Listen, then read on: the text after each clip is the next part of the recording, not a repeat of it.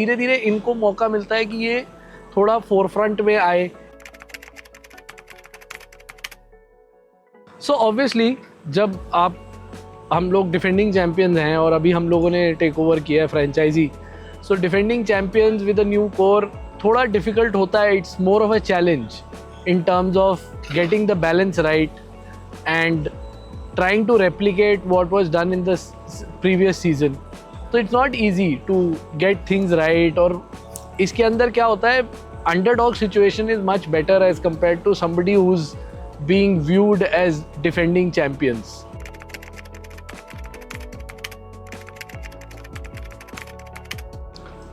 So MPL के अंदर जैसे है कि हम लोगों का जबलपुर है जो स्टेट है, जो सिटी हम लोग टारगेट कर रहे हैं।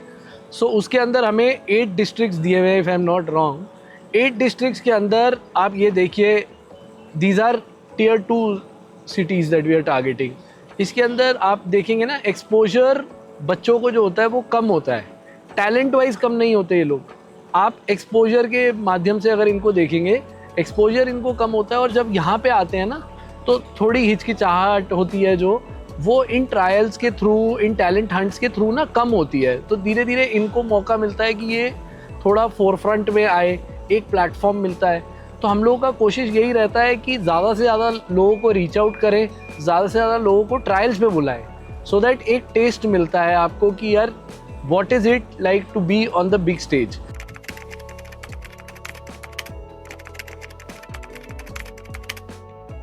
स्टेट क्रिकेट से IPL and then India, that is what you are looking eight.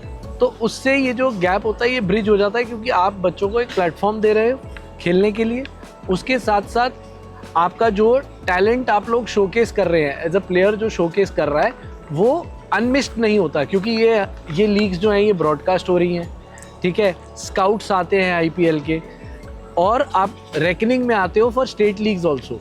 कई बार अपॉर्चुनिटी नहीं मिलती, क्योंकि पहले क्या होता है, अगर स्टेट की टीम बन रही है तो कितने 18 खिलाड़ी हैं। अब फ्रेंचाइजी के माध्यम से अगर 6 फ्रेंचाइजी हैं, 5 फ्रेंचाइजी हैं, 18 तो 90 प्लेयर को चांस मिल रहा है। तो ये बहुत अच्छी चीज़ है फॉर स्टेट क्रिकेट। सो इसके अंदर अगर आप जैसे देखिए कि कंट्रीब्यूशन क्या रहता है, कंट्रीब्यूशन जैसे कि मैंने आपको बताया कि जब आप वो गैप ब्रिज करते हैं, प्लेयर का टैलेंट दिखता है, तो उस केस में जो प्लेयर पूल होता है उसमें से ज़्यादा चांसेस बढ़ते हैं। जैसे अभी आप लगा के चलिए 11 प्लेयर्स हैं जो IPL रेकनिंग में हैं, 4 IPL खेल रहे हैं, और 11 के करीब रेकनिंग में थे जो ट्रायल्स में गए, प्रोबेबल्स में आते आते रह गए। तो ये धीरे धीरे नंबर बढ़ता ही है, क्योंकि आप मैच टेम्परामेंट मिल रहा है इनको, प्रेशर टैक्टिक्स वगैरह यूज़ कर रहे हैं, तो वो सब चीज़ें इवेंचुअली आपको बेनिफिट ही करेंगी।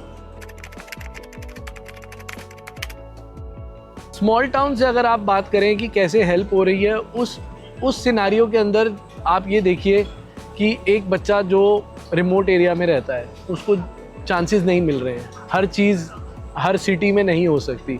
तो ये फ्रेंचाइजी मॉडल से बेसिकली आपने अपना आउटरीच बढ़ा लिया है कि उसको सेंट्रल ले आए, फ्रेंचाइजी के माध्यम से एक प्लेटफॉर्म पे आए और वहाँ पे शोकेस करे अपना टैलेंट।